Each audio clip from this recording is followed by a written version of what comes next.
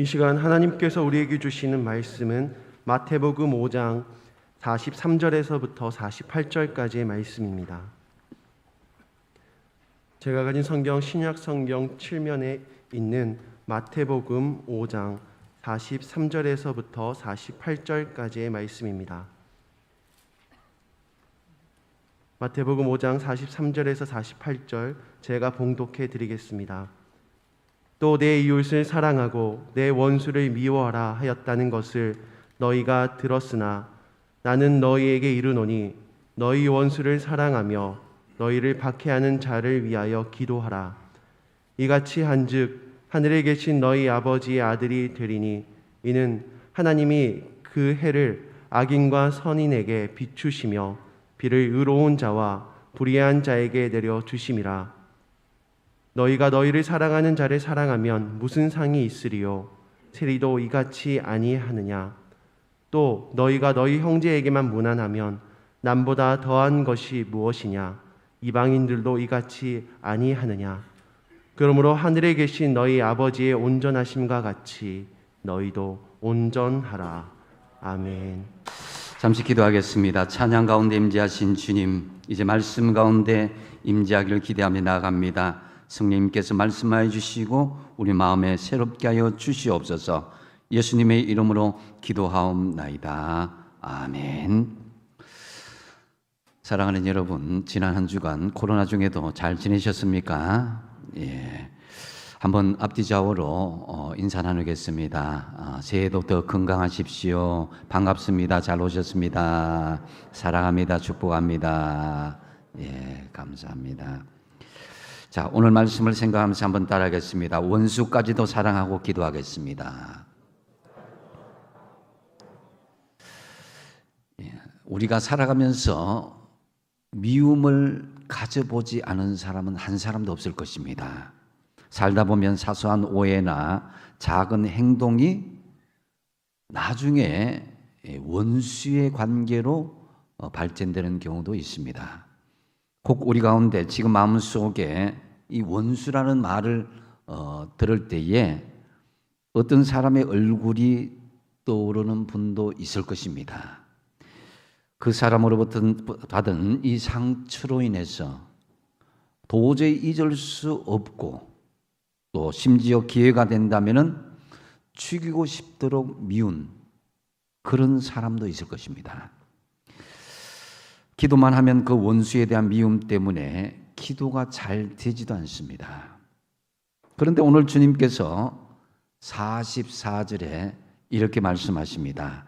나는 너희에게 이르노니 너희 원수를 사랑하며 너희를 박해하는 자를 위하여 기도하라. 요즘 개인의 능력이 중시되고 무한 경쟁하는 이 시대에 누가 이 말씀대로 원수를 사랑하고 나를 괴롭히는 사람을 위해서 진심으로 기도해 줄 수 있겠습니까? 솔직히 인간적으로는 말도 안 되는 소리라고 해도 과언이 아닙니다. 사람들은 수없이 이 말씀을 듣고 우리도 보고 외우기도 하지만은 아무리 예수님의 말씀이라 해도 그렇게 지키고 노력하기는 쉽지가 않은 것이 사실입니다. 본문은 지난주 마태복음 5장 38절에서 42절에 악한 자를 어떻게 상대할 것인가에 대한 동일한 원리로 다시 한번 다루고 있습니다. 결론적으로 다루고 있는 말씀인데요. 지난주 말씀은 다른 사람에게 억울하게 모욕을 당하고 피해를 당하는 우리 성도들의 입장이었습니다. 그랬을 때 주님은 나를 해치는 사람에 대해서 대치지 않을 뿐만 아니라 다른 뺨을 돌려대고 오리를 가져가고자 하면 심리까지도 따라가고 속옷을 원하면 겉옷까지 내어주고 절실히 필요한 사람들을 도와줄 것을 말씀합니다. 그러면서 주님의 사랑은 오늘 말씀에서 더욱더 한 단계 확장하는 것을 볼 수가 있습니다. 원수까지도 사랑하고 핍박하는 자를 위해서 기도하라는 것입니다. 즉 우리의 태도가 단지 참고 순응하는 정도, 이 방어적인 자세인 뿐만 아니라 적극적으로 그 사랑의 실천을 보일 것을 요구하고 있습니다. 그런데 오늘 본문 43절에 보면은 또 내 이웃을 사랑하고 내 원수를 미워하라 하였다는 것을 너희가 들으서나 그랬습니다. 그러니까 내 이웃을 사랑하고 내 원수를 미워하라는 이 사실을 듣기는 들었지만 성경 말씀은 아니라는 것입니다. 성경에는 없는데도 당시 종교 지도자들은 있는 것으로 곡해하며 가르쳤던 것입니다.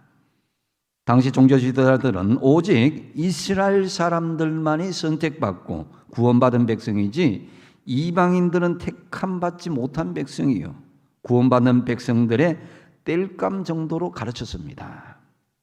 하지만 하나님은 전혀 그렇게 말씀하시지 않으셨습니다. 하나님은 외국인이라도 하나님을 믿기로 작정한 사람들은 다 이스라엘 백성들을 받아주시는 그런 넓은 마음으로 바라보고 이스라엘을 좀 더 넓게 바라보고 있었습니다. 이스라엘은 혈통 공동체라기보다는 신앙의 공동체라고 할 수 있습니다. 이런 잘못된 선민 사상으로 말미암아서 이방인들을 미워하고 심지어로 원수로 여기면서 개와 돼지 취급하는 그런 일들을 벌어졌던 것입니다. 그런데 여러분, 사실 이러한 일들은 현대를 살아가는 우리들에게도 원수 같은 존재들이 있다는 것이 바로 유감스러운 현실입니다.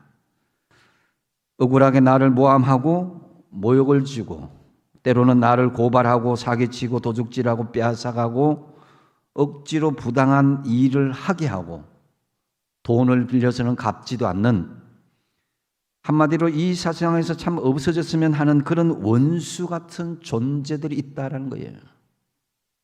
그런데 성경은 그런 사람을 사랑하라고 말씀하십니다. 사실 이게 잘 말이 안 됩니다. 그런데 말이 됩니다. 왜 주님께서는 원수까지도 사랑하라고, 그것도 모자라서 기도까지 해주라고 말씀하시는 것이겠습니까? 먼저 가장 큰 이유는 주님의 명령이기 때문입니다. 44절 상반절에 보면 뭐라고 말씀합니까? 나는 너희에게 이르노니 그랬습니다. 주님이 명령하십니다. 우리의 스승이신 예수님께서 제자인 우리에게 말씀하시고 명령하시는 거예요. 오늘 예배드리시는 여러분, 우리 모두 주님의 제자가 맞다면 아멘 해보시기 바랍니다.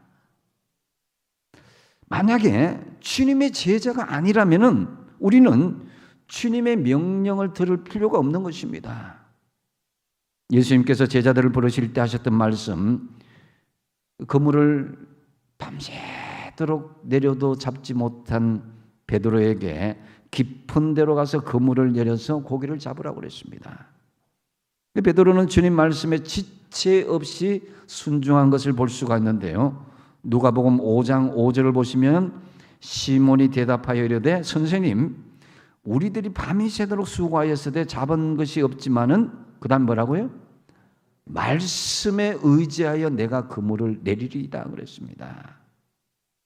베드로는 분명히 어부에 대한 지식적인 것, 경험적인 것, 이런 것이 굉장히 많았음에도 불구하고 말씀에 의지하여서 그 명령에 순종하였을 때에 기적을 체험할 수가 있었습니다. 그래서 내 지식, 내 경험, 내 고집, 내 방식을 내려놓아야 우리는 더 깊은 이 영적인 믿음의 세계에 들어갈 수가 있게 되는 것입니다. 주님께서 말씀하시면 내 변명이나 토를 달지 마시고 그 명령에 순종해 보십시오. 그래야 크고 엄밀한 하나님의 기적을 체험할 수가 있는 것입니다. 모세는 지팡이를 들고 말씀에 순종하여서 홍해를 향하여서 손을 내밀었을 때에 홍해가 갈라지는 기적을 체험하였습니다. 사람의 생각이나 지식이 아니었습니다. 여호수아도 하나님의 말씀에 순종하여서 여리고성을 돌았을 때에 철벽성 여리고성을 무너뜨릴 수가 있었던 것입니다. 사람의 생각이나 지식이 아니었습니다. 신앙은 단순 무식할 필요가 있습니다. 주님이 말씀하시고 명령하시면 그대로 실천하십시오. 원수를 사랑하고 그들을 위해 기도하라고 말씀하셨으면 어떤 이유도 달지 말고 그대로 원수까지도 사랑하고 기도해주는 순종의 사람이 다 되시기 바랍니다. 두 번째로 성화의 삶을 이루기 때문입니다. 45절 상반절에 뭐라고 말씀하십니까? 이같이 한즉 하늘에 계신 너희 아버지의 아들이 된다고 그랬습니다. 원수를 사랑하는 것이 힘들지만은 억지로라도 원수를 사랑하면은 하늘에 계신 너희 아버지의 자녀로 점점 성화되어 간다는 말씀이죠.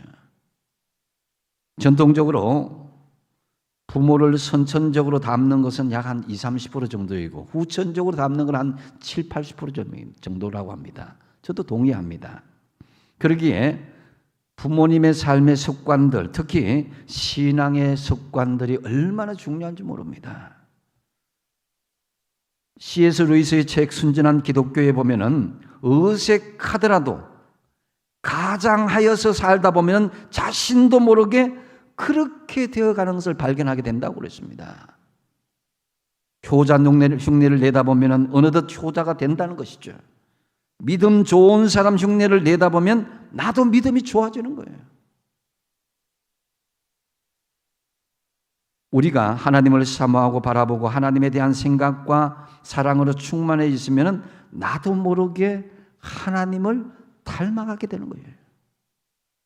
예수 믿고 구원받은 우리는 하나님의 유전자 씨앗이 우리 안으로 들어왔습니다.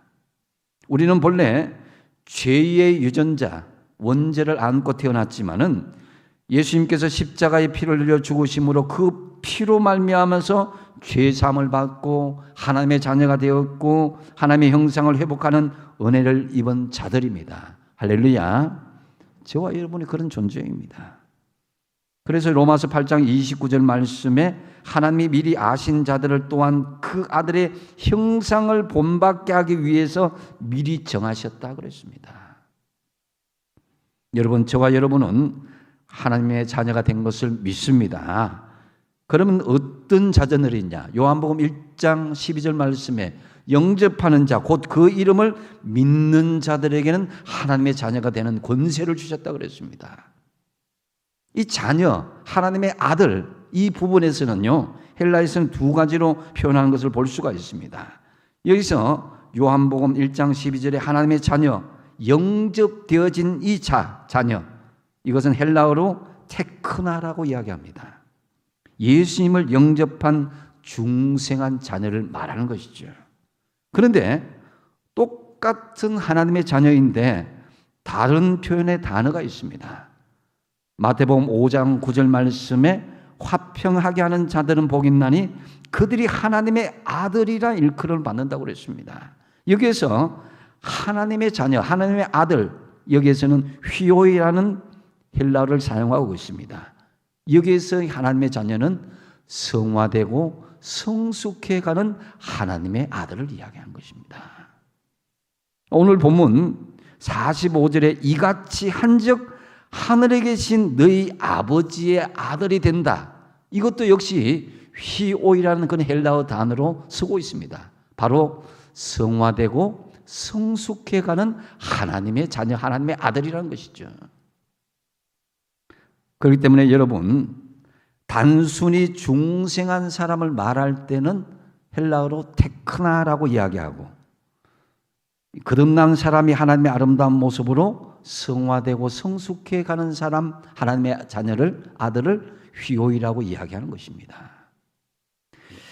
그렇다면 여러분은 테크나에 머물러 있습니까? 아니면은 휘오이의 모습으로 점점 나아가고 변화되고 성숙되고 있습니까? 예수님만 영접한 테크나의 삶에 머물지 말고 예수님을 믿고 하나님의 자녀로 점점 성화되어가는 휘호의 삶을 살아가는 저와 여러분 되시길 바랍니다. 그다음 세 번째로 우리가 왜 원수를 사랑하고 그들을 위해서 기도해야 되느냐? 구원은 모든 사람들에게 열려져 있기 때문인 것입니다. 45절 하반절에 보시면은 이는 하나님이 그 해를 악인과 선인에게 비추시며 비를 의로운 자와 불의한 자에게 내려주심이라 그랬습니다. 신학적으로 44절과 45절에서는 이것을 일반 은총이다라고 말하고 있습니다. 일반 은총이란 모든 사람들에게 구별 없이 공통적으로 주어지는 구원의 은총을 이야기하는 것입니다. 하나님은 사람이 행하는 바에 따라서 좌우되지 않습니다. 하나님은 아무리 악하고 불의한 사람이라 해도 그들에게 비를 내려주시고 해를 비추어 주신다는 거예요.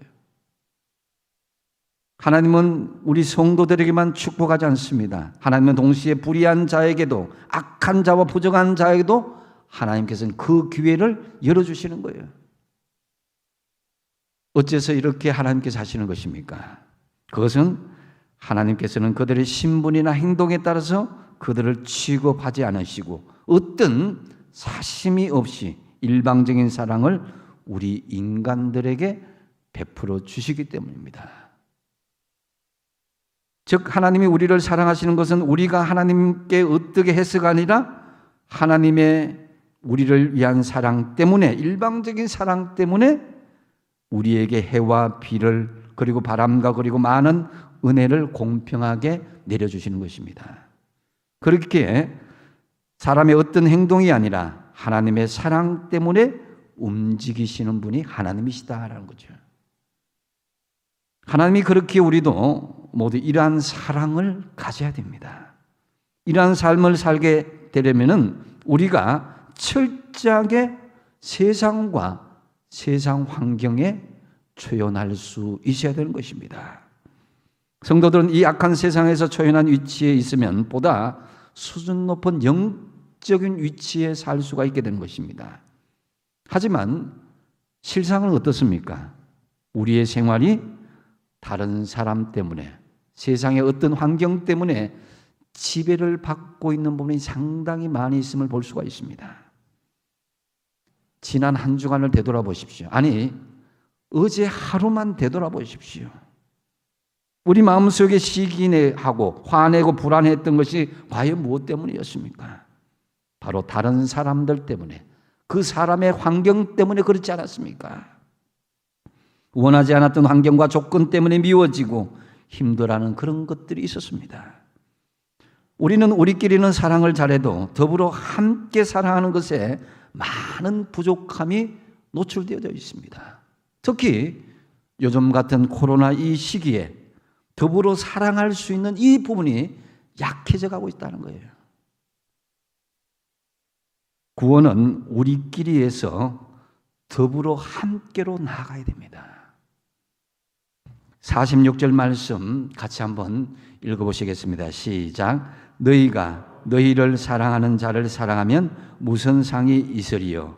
세리도 이같이 아니하느냐. 아멘. 이번 주간은 설날 명절이 있습니다. 참 어려운 사람을 만나는 분들도 있을 것입니다. 시어머니가 어렵고 며느리가 어렵고 사위가 어렵고 어려운 사람들이 있습니다. 때로는 같은 가족이라도 신앙 때문에, 성격 때문에, 부모님 섬기는 때문에, 재산 때문에 가족 간에도 서로 원수지간처럼 지내는 사람들도 있습니다. 그러나 우리 믿음의 사람은 달라야 합니다. 너희가 사랑하는 사람을 사랑하면 무슨 상이 있겠느냐? 세리도 이와 같이 하느니라. 사실 우리나라의 가족 대도는 참 음식 문화에서부터 어복 문화, 길쌈하는 것 모두 혼자는 못하게 되어 있는 문화입니다. 온 식구가 화목하게 달려들어서 일하도록 되어 있는 것이 우리 민족의 오랜 문화의 그런 풍습입니다. 서양 요리는 되게 혼자 잘할 수 있습니다. 그런데 우리 요리는 혼자 잘 못하는 것이 너무 많이 있습니다. 김치 하나만 봐도 이 마늘을 까야 되고 또 고추 이 꼭다리를 이렇게 따야 되고 배추를 주물러야 되고 이 음식 문화도 그렇고 어복 문화도 그렇고 혼자 하도록 되어 있는 게 별로 없습니다. 그래서 그런 가족 간의 음식, 어복, 여러 가지 삶의 문화를 공유하면서 서로가 하나가 되면서 가난해도 얼굴빛이 빛나고 서로 은수지간 맺지 않고 이웃사촌처럼 그렇게 행복하게 수천 년을 내려온 나라가 정말 평화의 나라, 고요한 아침의 나라, 우리 대한민국이었습니다. 며느리가 또 딸이 결혼할 때 꼭 가져가는 것이 있었는데요. 그것은 요강이었습니다. 요강은 아마 연세 드신 분들도 시집 갈 때 요강 들고 가신 분이 분명히 계실 겁니다. 요강은 공동 화장실이었습니다. 가정에 식구가 많게 되면은 12시가 이렇게 넘게 되면 요강이 찰찰찰찰 넘치게 됩니다. 그러면 자기가 일어나서 소변 볼 때도 그때를 알아보고 적절하게 그 배출을 할 수 있어야 되는 거죠.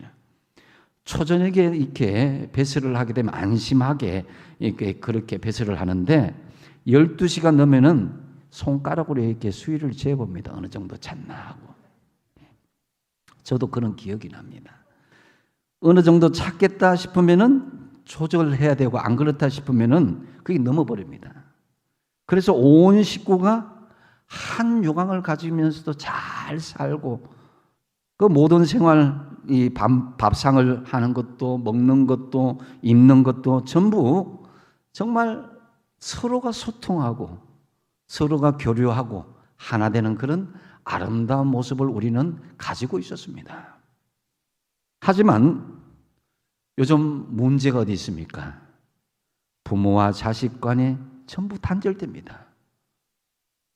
세상 천지에 부모를 찾아가지 않는 것이 미덕인 시대가 어디 있었습니까? 성도들이 교류하지 않는 것이 미덕인 시대가 어디 있었습니까? 더군다나 지역이 단절되고 남북이 단절되고 서로 나눠져 있습니다. 묶이면 묶일수록 사람은 힘이 되고 아름답고 발전하는데 이제 지금 전부 단절되고 나눠지는 거예요. 학교도 선생님과 학생들이 나눠지고 이 상강오륜에서도 군사부 일체라해서 임금과 백성이 하나 되는 그런 게 전통적으로 이어져 왔는데 이 아름다운 삶이 이제 너무 많이 찢겨지고 지금 분열되고 있습니다. 너무나도 안타까운 현실입니다. 다윗은 사울 왕도 용서하고 그의 아들도 용서했을 때에 만대 빛나는 왕이 되었습니다. 분열되고 우리가 나눠지는 이유가 무엇입니까? 물론 코로나 이 상황을 제거하더라도 우리 마음속을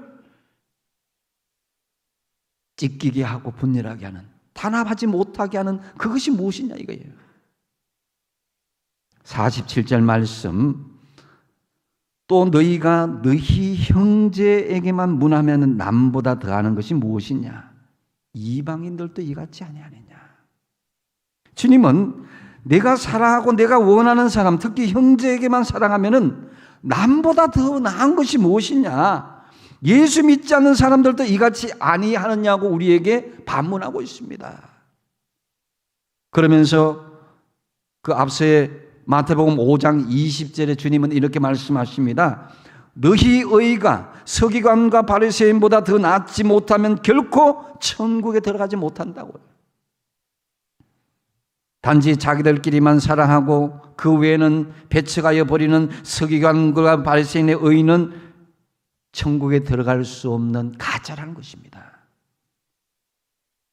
지금 코로나 핑계로 모든 것이 통하는 시대라고 할 수 있지만 반대로 코로나일지라도 우리는 하나 되고 우리는 서로 관계를 맺어가고 사랑하고 원수까지도 사랑할 수 있는 그런 단계에 나아갈 것을 주님은 우리에게 말씀하시는 것입니다. 그래서 우리의 진정한 이웃이 누구인가? 이 율법사가 와서 묻습니다. 그러면 누가 우리의 이웃입니까? 라고 묻습니다. 그때 주님께서 대답해 주신 것이 바로 이 강도만한 자를 대접한 이 사마리아 사람의 그 예화를 들었습니다. 그래서 그 이야기를 다 끝내고 난 뒤에 그러면 레위인, 제사장, 사마리아 사람 이 세 사람 중에 누가 강도 만난 자의 이웃이 되겠느냐? 이렇게 물었을 때에 자비를 베푼 사람입니다. 이렇게 대답했죠. 그럼 주님께서 그 다음 어떻게 했어요? 너도 이와 같이 하라는 거예요. 강도 만난 자의 이웃은 자비를 베푼 자, 즉 사마리아 사람이라고 했습니다. 그러니까 자비를 베푼 이웃을 사랑하라는 말이 아니죠. 그 반대로 너도 이와 같이 하라. 즉 사마리아 사람이 했던 것처럼 그렇게 하라는 거예요. 그가 했던 것은 자기와 전혀 상관이 없는 강도 만나서 거의 죽음에 이른 사람, 아무도 도와주는 사람이 없어서 버려진 사람에게 자비를 베푸는 것이라는 거예요.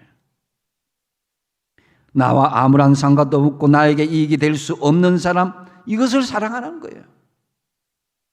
많은 분들이 이 코로나를 겪으면서 돈이 있고 잘 나갈 때는 친구가 많았는데 코로나의 어려움을 겪으면서 그 많은 친구들이 다 떠나갔다고 한탄하는 분들이 있습니다. 제가 어떤 목사님, 은퇴하신 목사님들 만나면은 내가 은퇴하기 전에는 그렇게 많은 사람들이 내 주변에 다 어디 갔냐고 호소하는 분들도 있더라고요. 왜 그렇습니까? 자기에게 이익이 되고 도움이 되고 그런 사람들일 때는 따라가지만은 나에게 이익이 되고 도움이 안 될 때는 사람들의 마음들이 떠나가더라는 거예요. 누군가 사랑받을 만한 위치에 있고 누군가 권력의 위치에 있을 때는 이웃이 되는 그런 것이 아니라 우리가 누군가를 사랑함으로써 그를 우리의 이웃으로 만드는 것입니다.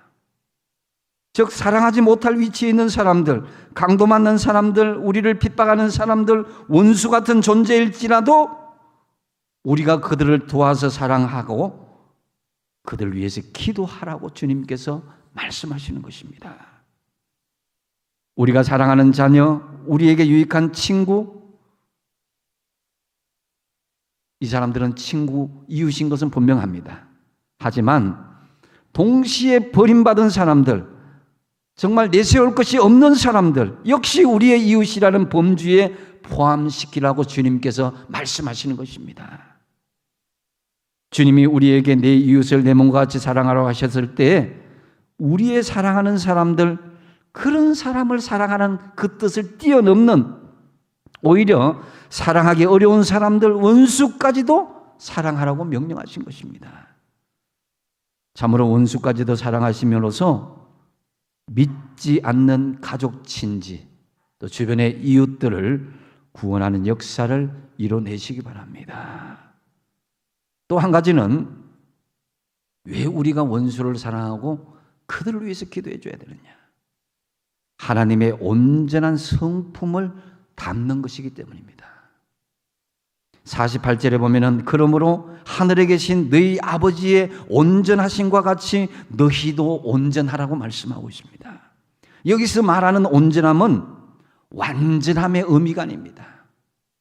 인간의 입장에서 이 성도의 온전함은 자신의 부족함을 인정하고 하나님의 성품을 따라서 이웃을 사랑하고 축복하며 살아가는 그것을 말하는 거예요. 선을 악으로 갚는 것은 악마적인 성품이고 선을 선으로 갚는 것은 인간적인 성품이고 악을 선으로 갚는 것은 신적인 성품이라고 합니다. 성도에게 가장 신적인 성품이 나타날 때가 있는데 그것은 어떤 것을 기대하지 않고 일방적으로 사랑하고 그 사람을 축복해 줄 때입니다. 세상에서 가장 복된 일은 남을 사랑하고 축복하는 것입니다. 그런데 마음에 드는 사람을 사랑하기는 쉽지만은 마음에 들지 않고 미운 사람을 사랑하기는 참 어렵습니다. 그 중에서 가장 어려운 것은 원수를 사랑하고 축복하는 거예요. 하지만 사랑하기 어려울 때 사랑하면 하나님의 사랑이 더 극적으로 은혜스럽게 우리에게 부어줄 줄로 믿습니다. 왜 하나님은 우리가 원수를 사랑하고 그들을 기도해 주길 원할까요?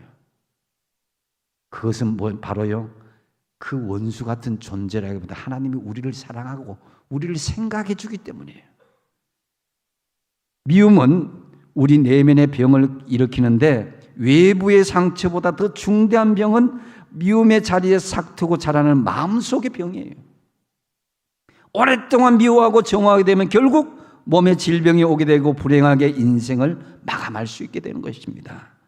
다른 사람을 미워하는 것이 자신을 미워하는 것이요, 남을 죽이면 결국 나를 죽이게 된다는 거예요. 그러기에 남을 죽여야 내가 사는 것이 아니라 남을 살려야 내가 사는 것이다. 원수까지도 사랑하고 살려야 내가 사는 것이라는 거예요. 저주와 복수는 잠깐의 통쾌한 감정을 줄지는 모르겠지만은 통쾌함 후에 허전함과 실망감이 몰려옵니다. 저주와 미움은 하나님의 저주와 미움을 부르고 용서와 축복은 하나님의 용서와 축복을 이어지게 되는 거예요. 이제 여러분, 억울한 일을 만나게 되면은 너무 속상해하지 마시고 그 일을 자기 성숙의 기회로 삼으시기 바랍니다. 흔히들 자식이 왼수다라고 이야기하죠. 틀린 말은 아닙니다. 자식 키워보니까. 그런데 그 원수 같은 자식 때문에 어떻게 돼요? 부모가 철이 드는 거예요. 원수 같은 존재 때문에 기도하게 되고, 원수 같은 존재 때문에 겸손하게 되고, 원수 같은 존재 때문에 하나님의 성품을 닮아가게 되더라는 거예요.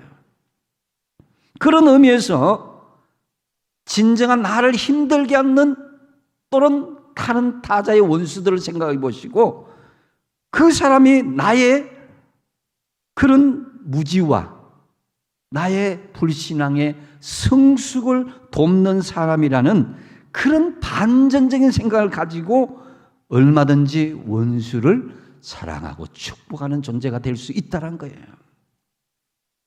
이제 원수를 사랑하고 자신을 힘들게 하는 자를 위해서 기도하시기 바랍니다.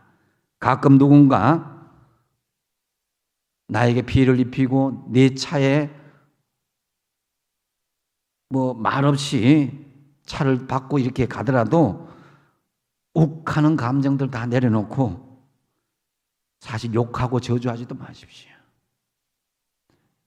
그래서 사실은 우리가 손해보고 나를 힘들게 하는 사람 욕한다고 그 사람 저주받는 것도 아니에요.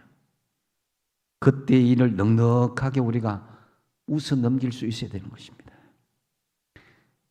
하다 하나님, 내가 용서도 되지 않고 기도도 나오지 않는다 생각하면 한번 따라합시다. 주님을 생각합시다. 누가복음 23장 34절 말씀에 이에 예수께서 이르시되 아버지, 저들을 사하여 주옵소서, 자기들이 하는 것을 알지 못함이니이다. 십자가에 달리신 예수님은 자기 얼굴에 침을 뱉고 주먹으로 뺨을 치고 손발에 대못을 받고 옆구리에 창으로 찌르던 사람들까지 용서해달라고 기도하셨습니다. 용서의 삶이 쉽진 않지만 자신의 죄와 허물을 깊이 성찰하게 되면은 알고 보면 용서하지 못할 사람 한 사람도 없습니다. 참으로 원수까지도 사랑하고 기도해 줌으로 하나님의 온전한 성품으로 살아가게 되길 축복합니다. 이제 말씀을 정리합니다. 믿는 사람은 달라도 뭐가 달라야 합니다. 사랑하되 원수까지도 사랑하고 기도하여 주십시오. 그 이유가 무엇입니까? 첫 번째 뭡니까? 주님의 명령이기 때문입니다. 명령하셨다면 이유도 달지 말고 그대로 원수까지도 사랑하고 기도해 주고 순종하십시오. 두 번째 뭡니까? 성화하는 삶을 이루기 때문입니다. 단지 예수님만 영접한 테크나의 삶에 머물지 말고 성화하고 성숙해하는 휘오이의 삶을 살아가십시오. 세 번째 뭡니까? 구원은 모든 사람들에게 열려져 있기 때문입니다. 원수까지도 사랑하다 보면은 예상하지 못한 구원의 역사가 일어나게 되는 것입니다. 그리고 하나님의 온전한 성품을 닮아가기 때문입니다. 참으로 원수까지도 사랑하고 기도해 주므로 주님 닮은 온전한 성품으로 살아가시는 저와 여러분 다 되시기 바랍니다. 기도하겠습니다. 아버지 하나님, 코로나 어려운 이 위기의 시대에 세상과 사람이 단절되는 이 어려운 시대에 주님은 원수까지도 사랑하고 그들을 위해서 기도해 주라고 말씀해 주셨습니다. 이제 다시금 저희들의 믿음을 결단하여서 주님의 명령 따라서 원수까지도 사랑하고 기도해 주므로 주님 닮은 성품으로 살아가게 하여 주시옵소서. 예수님의 이름으로 기도하옵나이다. 아멘.